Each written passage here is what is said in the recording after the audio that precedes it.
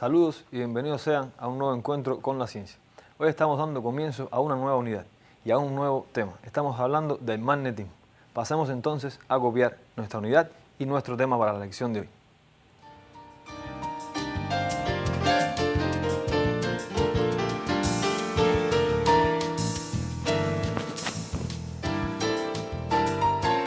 Unidad número 7, magnetismo.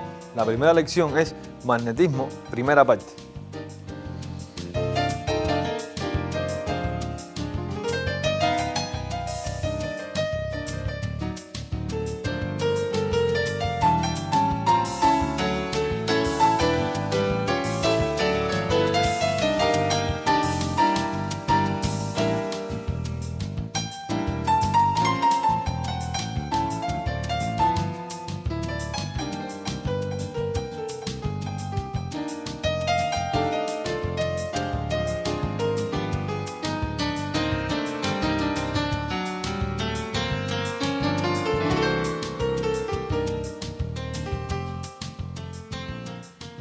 Bien, determinadas personas se dieron cuenta de que algunos minerales tenían la propiedad de atraer a otros minerales. Estos minerales son compuestos del hierro, ¿sí?, del óxido de hierro, y se denomina magnetita.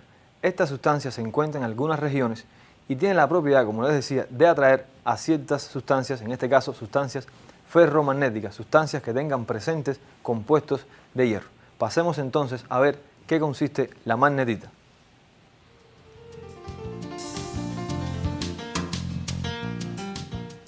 La magnetita es el mineral y mena común del hierro, cuya composición es hierro y óxido, es decir, un óxido de hierro 3. Los mayores depósitos de magnetita del mundo se encuentran en el norte de Suecia. Hay yacimientos importantes en Noruega, Rumanía, la antigua Unión Soviética, Sudáfrica y Estados Unidos.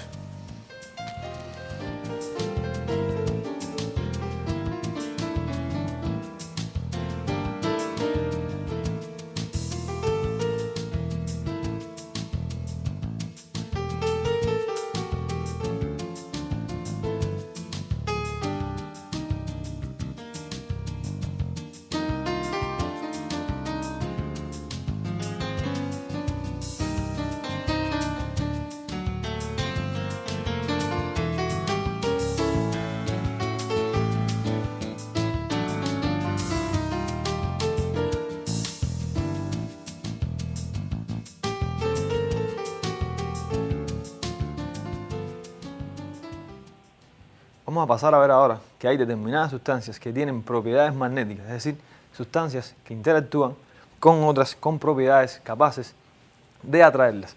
En mi mano tengo un imán, en este caso es un compuesto del que les decía, un compuesto de la magnetita, tiene la propiedad de atraer a ciertas sustancias. Vamos a ver, por ejemplo, si acerco el imán a esta esfera, en este caso de plástico, como pueden ver no ocurre nada. Si lo hago sobre un trocito de aluminio, tampoco ocurre nada. Lo mismo ocurre si lo acerco en esta lámina, pero sin embargo, inmediatamente que lo hago, disminuyo la distancia de mi imán respecto al clavo, que es un compuesto de hierro. Como pueden ver, este atrae al clavo. Por supuesto, esto está dado en que el clavo tiene compuestos de hierro y es capaz de interaccionar con la sustancia magnética. Si hacemos lo mismo con el vidrio, podemos notar de que no hay absolutamente ningún tipo de interacción entre el imán y el vidrio. Podemos concluir de que hay determinadas sustancias que interaccionan con las sustancias magnéticas y otras sustancias que no lo hacen. Vamos a ver entonces cómo clasificar estas sustancias.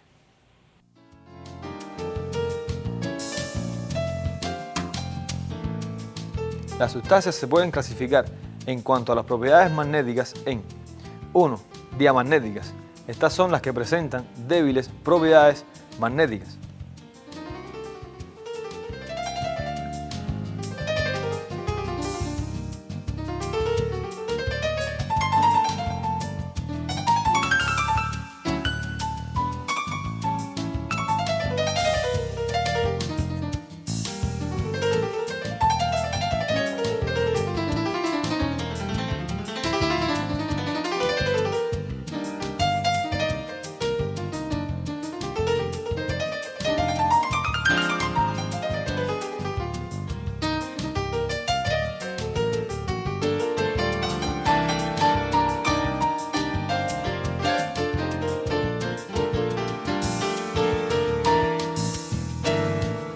De estas láminas vamos a copiar solamente lo que está representado en letras amarillas. Pasemos entonces a ver el otro tipo de sustancias. Otra clasificación es las sustancias paramagnéticas. Estas son las que presentan propiedades magnéticas más intensas que las diamagnéticas.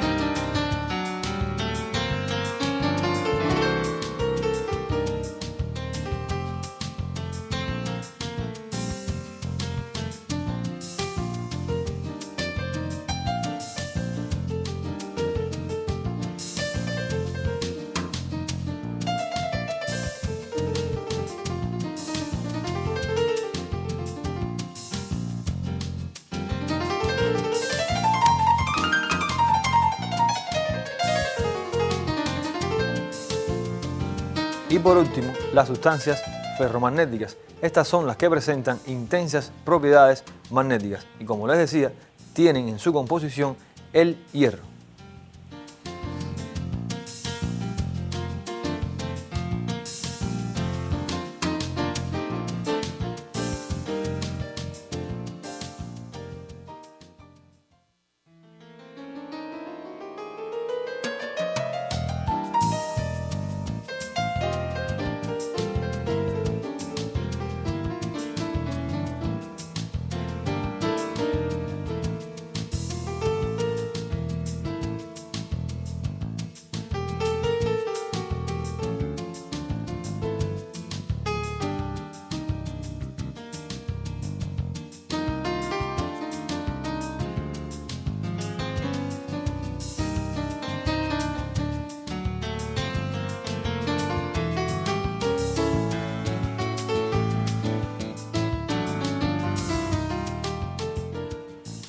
Les comentaba que las sustancias que tienen intensas propiedades magnéticas son aquellas sustancias ferromagnéticas y podemos denominarlas a todas aquellas que son capaces de atraer a las sustancias ferromagnéticas imanes. En mi mano tengo un imán, en este caso es un imán cilíndrico y está dibujado con dos colores diferentes. Esto se hace con el fin de poder establecer una interacción de la que vamos a hablar en estos momentos. Los imanes pueden ser tanto de barra, como el que tengo en la mano, como de herradura. En este caso, el imán tiene la forma, por supuesto, como indica su nombre, de la herradura de un caballo. Como pueden ver, él tiene indicado en sus dos extremos zonas que en este caso no están dibujadas con diferentes colores, pero tienen diferente notación. Hay una N en la barra izquierda y una S en la barra derecha, lo que indica que hay dos zonas diferentes. Vamos a ver a qué corresponde esta N y esta S. Para ello vamos a hacer uso no del imán de herradura, sino del imán de barra. Tengo colocado en el soporte otro imán del mismo tipo del que tengo en la mano. En este caso vamos a esperar que se sitúe en reposo y vamos a ver qué ocurre si yo acerco el lado coloreado de verde al lado coloreado de verde del imán que está en suspensión. Como pueden ver, lo voy acercando y hay una interacción, aun cuando la distancia no es muy corta, hay una interacción entre estos dos lados. Veamos de qué tipo es esta interacción. Como pueden ver, se tiende a alejarse el lado verde del lado verde del imán que tengo en la mano. Si yo realizo esta operación, pero en vez de presentarle el lado verde a este que está aquí en suspensión, le presento el lado rojo, como pueden ver, ya no tiende a alejarse y tiende a mantener su posición y, lo que es más notable, a atraerse hacia el imán que está en su proximidad. Repito la operación, como pueden ver, ya el lado verde no tiende a alejarse, a separarse del lado rojo, sino tiende a atraerse, lo cual ocurre cuando la distancia disminuye hasta cierto valor. Esto está dado, como les decía, en que cada uno de los extremos del imán se comporta diferente y a estos extremos se les ha dado el nombre de polos magnéticos. En este caso, la N corresponde con el polo norte y la S corresponde con el polo sur magnético del imán. Esto se denotó de esta manera, haciendo una analogía con el polo norte y el polo sur geográfico de la Tierra. ¿Por qué se hizo esto? Pues bien, sustancias, como les decía, la magnetita, se orientaban en cierta dirección preferencial en la Tierra. Y esta dirección no era una dirección cualquiera, era una dirección que estaba orientada en la dirección norte-sur del eje geográfico de la Tierra. Y por analogía, a estos dos nombres se le llamó polo norte a aquella que se orientaba hacia el polo norte geográfico de la Tierra y polo sur a aquella que se orientaba hacia el polo sur geográfico de la Tierra. Como les decía, hay dos tipos de polos, polo norte y polo sur, y estos interaccionan de manera diferente cada uno. Si yo acerco ahora el lado rojo, vamos a dejarlo que se sitúe en reposo. Si yo acerco el lado rojo al lado rojo del imán, tiende a alejarse y tiende a atraer el lado verde. Estamos ya en condiciones de pasar a una conclusión sobre lo que acabamos de hablar.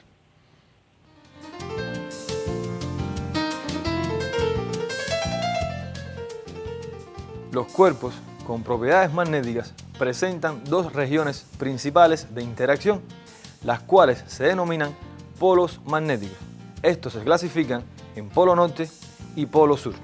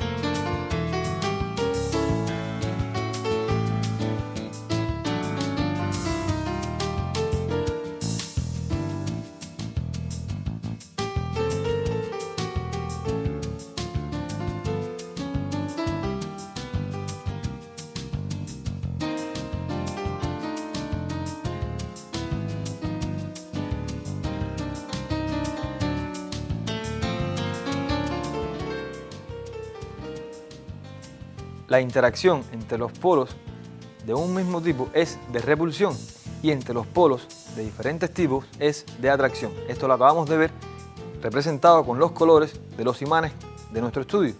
Cada uno de los colores iguales tendía a separarse y los colores diferentes tendían a atraerse.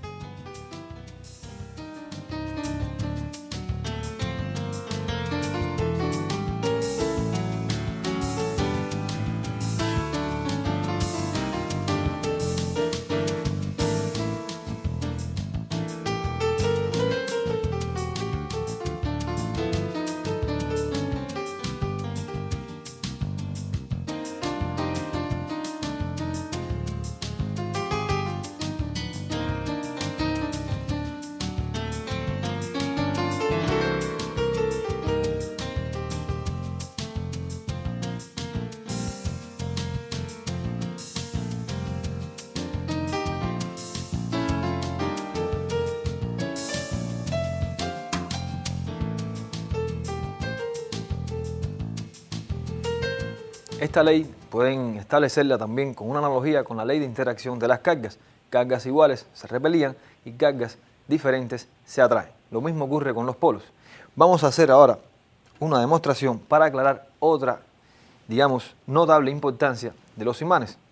Si yo voy y coloco este clavo, que ya sabemos que es capaz de ser atraído por el imán, lo coloco en el centro de los dos extremos del imán y lo suelto, inmediatamente el clavo, al dejarse libre, voy a repetir la operación para que vean con mayor claridad, está en el centro, lo suelto, inmediatamente el clavo tiende a desplazarse hacia el extremo, ya sea tanto el extremo norte como el extremo sur del imán, tiende a desplazarse hacia uno de los dos extremos, es decir, no quiere permanecer en el centro. Y esto está dado en que la interacción de los polos es mucho más intensa que la interacción de la zona central del imán. y esta zona central es compensada por la acción de los dos polos y se llama zona neutra de un imán. No habrá atracción en el centro de un imán, solamente en los extremos, y estos extremos corresponden con los polos del imán.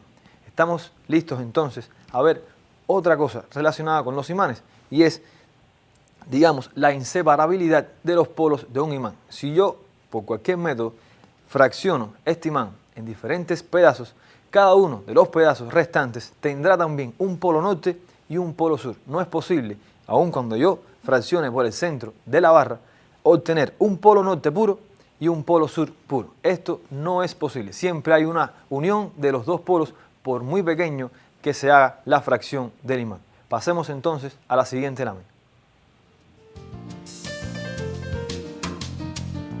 Los polos de un imán son inseparables. Si la división se efectúa hasta un nivel molecular, pues también éstas se comportarán como tal.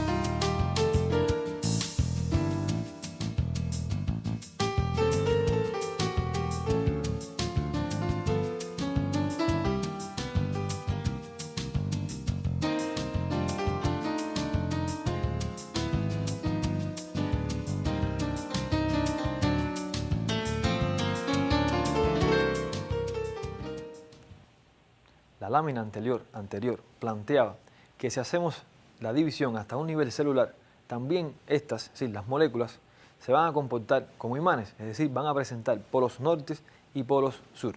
Y es precisamente esta característica la que da la posibilidad de que determinadas sustancias presenten propiedades magnéticas y otras sustancias no lo hagan.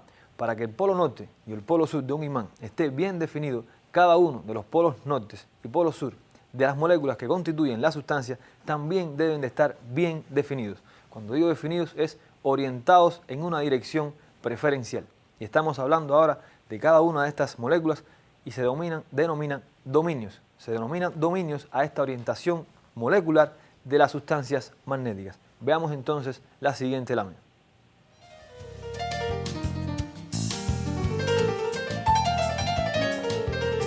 Los materiales ferromagnéticos están divididos en regiones llamadas dominios.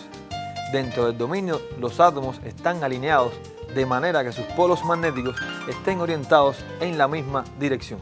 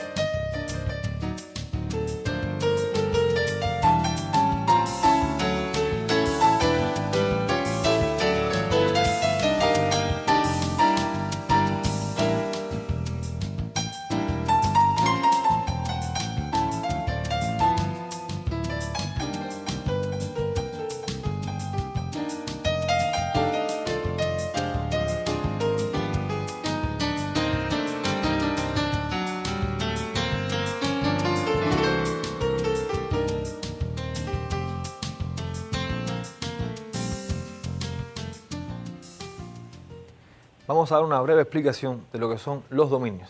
Supongamos que tenemos una barra de imán. Por supuesto, esta tiene bien definido el polo norte y el polo sur. Les decía que esta definición del polo norte y polo sur está dada porque cada una de las moléculas que componen esta barra de imán también tiene un polo norte y un polo sur bien definido. ¿Cómo podemos representar esto de una manera muy sencilla? Pues bien, imaginen, por supuesto, son un número bien grande de moléculas, todas orientadas promedio. No quiere decir que todas, absolutamente todas las moléculas de la barra de imán estén orientadas en la misma dirección, ya que puede haber una dirección que no coincida con la de la mayoría, pero en promedio,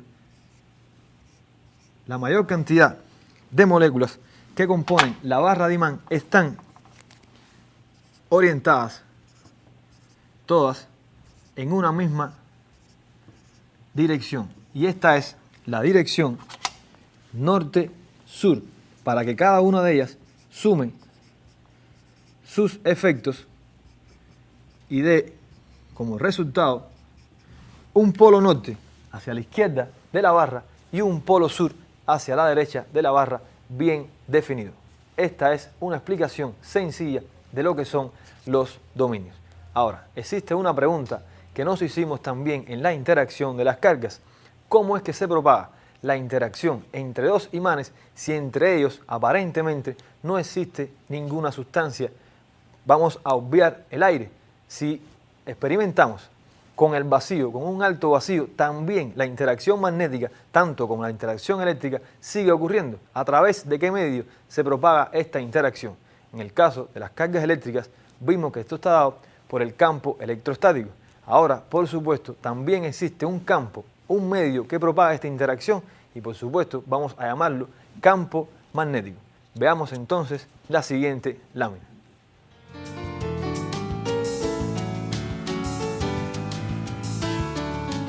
La interacción entre los cuerpos que presentan propiedades magnéticas se efectúa a través del campo magnético.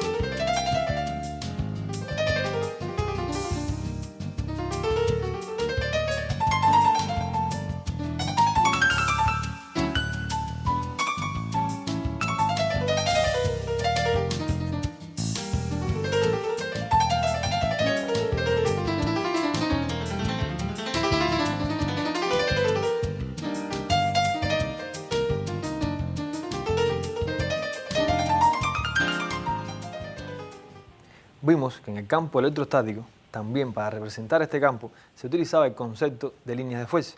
Ahora lo vamos a hacer de igual manera, pero antes de ello vamos a representarlo.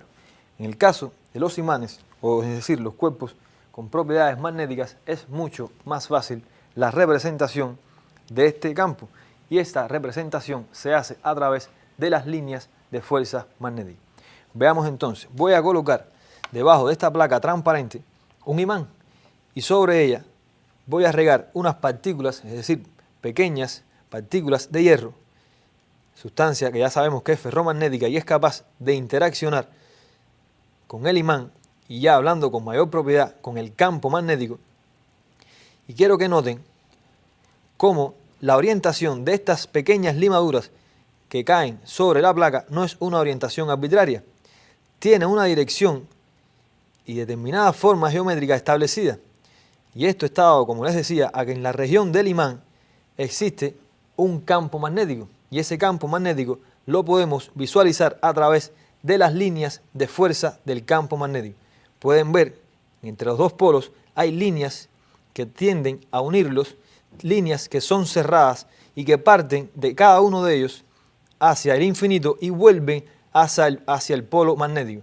Estas líneas, les decía, son líneas de inducción del campo magnético y es a través de estas líneas que podemos representar la acción de un campo magnético sobre otro cuerpo, en este caso un cuerpo ferromagnético. Pasemos entonces a la próxima lámina.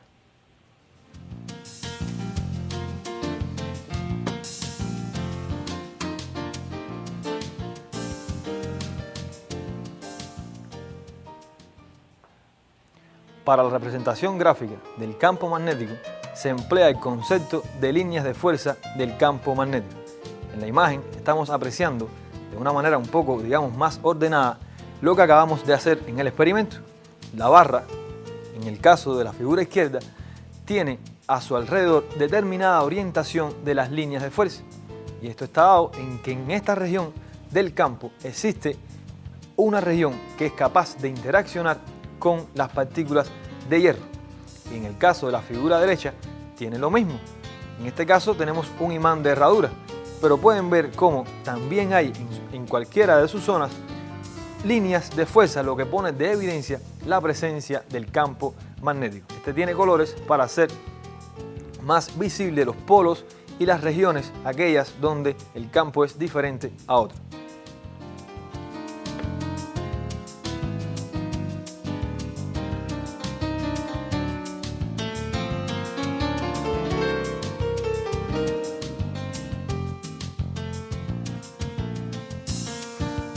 Y esta es la anotación que vamos a llevar a la libreta. Las líneas de fuerza del campo magnético no se interrumpen en ningún punto del espacio, es decir, son líneas cerradas. Se considera que salen del polo norte y entran al polo sur.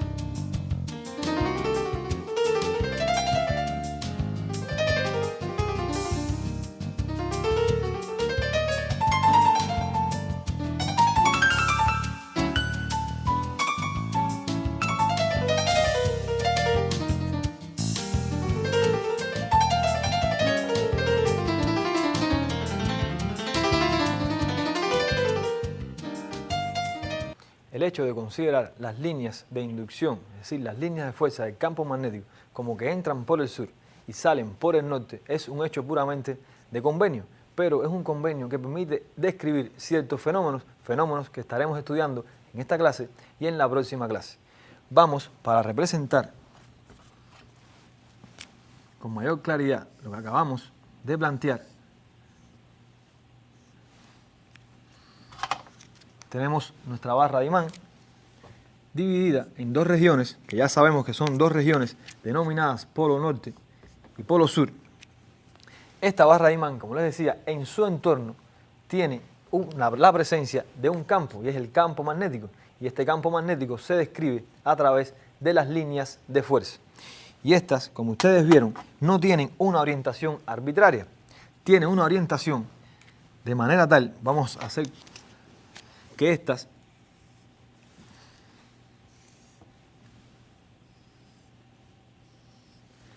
entran por el sur y salen por el norte. Esta es la dirección que siguen las líneas de fuerza del campo magnético. Les decía que esta es una dirección convencional. Realmente no hay ningún tipo de sentido para las líneas de fuerza, solamente que este sentido que se establece permite describir algunos fenómenos de interacción magnética.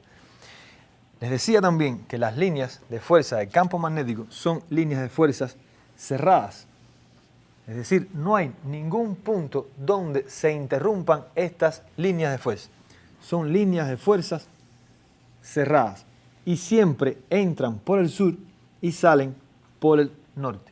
Claro, donde quiera, en cualquier región del espacio, existirá un número infinito de líneas de fuerza del campo magnético. Incluso atraviesan, como les decía, la región del imán. Y en el centro de este imán habrá una zona neutra. Cada una de estas líneas de fuerzas rodea al imán y son líneas de fuerzas cerradas. Esta es la representación de las líneas de fuerza magnética del campo magnético. Y les decía que permiten describir interacciones de los cuerpos magnéticos con corrientes y de cuerpos magnéticos con determinadas partículas que tengan velocidad de desplazamiento, y esto permite establecer qué dirección y qué sentido tiene la corriente y el vector fuerza.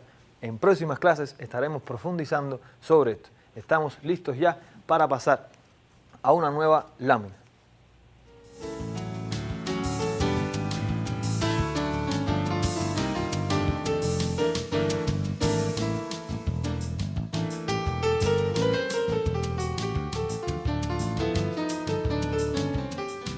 La característica fundamental del campo magnético es el vector inducción magnética. Este se introduce a partir de la ecuación de la fuerza de Lorentz, la ecuación de la fuerza de Ampere, la acción magnética sobre un cuadro con corriente.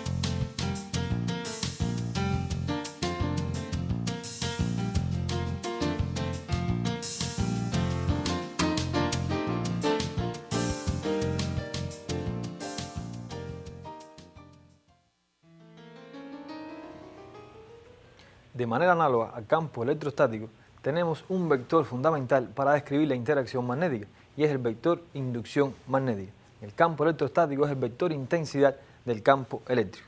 Ahora bien, ¿cómo se define este vector? Pues bien, determinados físicos como fueron Lorentz y Ampère establecieron de que el campo magnético no solamente interacciona con el campo magnético, sino que es también capaz de interaccionar con el campo eléctrico. Claro, el campo eléctrico en este caso debe ser asociado a partículas en movimiento. En el caso de una carga aislada a cierta velocidad, si se le acerca a esta, vamos a decir un imán, esta partícula desplaza su trayectoria de la trayectoria inicial. Supongamos que la partícula, vamos a suponer que es un electrón, va originalmente en esta dirección con cierto valor de velocidad. Inmediatamente que sobre esta partícula actúa el campo magnético, la dirección de la velocidad empieza a cambiar y no cambia con una dirección arbitraria, siempre cambia en dirección radial al centro de la circunferencia. Esto es una acción, les decía, producto del campo magnético. Ahora bien, la partícula tiene que estar en movimiento. Si el electrón se encuentra en reposo, entonces el campo magnético no interacciona con este. Esta es la llamada fuerza de Lorentz y se define la fuerza de Lorentz como el producto, vamos a escribirla en su orden correcto, de la carga de la partícula por la velocidad de la partícula por el vector de inducción magnética. En la pizarra está escrito la ecuación de manera escalar, no hay vectores. Esta es una ecuación que describe la interacción del campo magnético y esta interacción sabemos que está dada porque en este vector que está aquí describe el campo magnético con una partícula cargada a cierta velocidad. Esta es la denominada fuerza de Lorentz y permite, como decía el enunciado, establecer la inducción magnética. En el caso de la fuerza de Ampère, Ampère logró establecer que la corriente que fluye por un conductor también interacciona con el campo magnético. Por supuesto, sabemos que la corriente es el movimiento de las partículas cargadas y si la partícula cargada tiene movimiento, pues también habrá una fuerza magnética. Pero Ampère definió esta ecuación a través de la intensidad de la corriente por la longitud del conductor por el vector intensidad del campo magnético. Dos ecuaciones para describir la fuerza magnética sobre partículas, es decir, partículas en movimiento y partículas cargadas. Y por último, un cuadro con corriente es, digamos, un dispositivo cómodo para definir la acción del campo magnético, pero no es más que esta ecuación también, pero aplicada a un cuadro por el que fluye corriente. Podemos hacer, digamos, mayor énfasis sobre estas dos ecuaciones, que son las dos ecuaciones fundamentales que describen el campo magnético, en este caso, el vector intensidad del campo magnético. Pasemos entonces ahora a nuestra próxima lámina.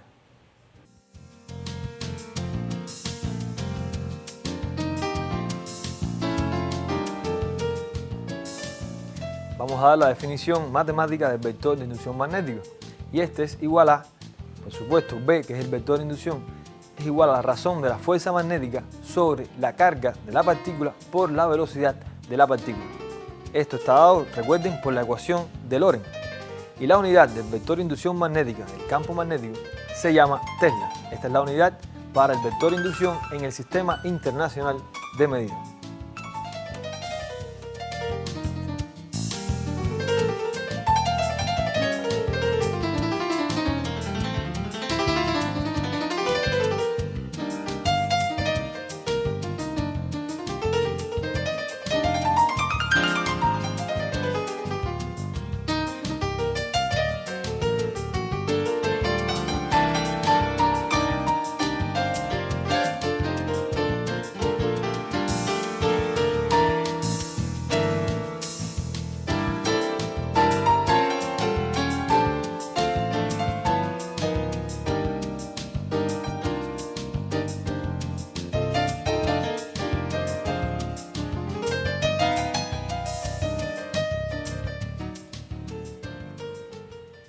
Tenemos entonces que la unidad del vector de inducción magnética es el Tesla.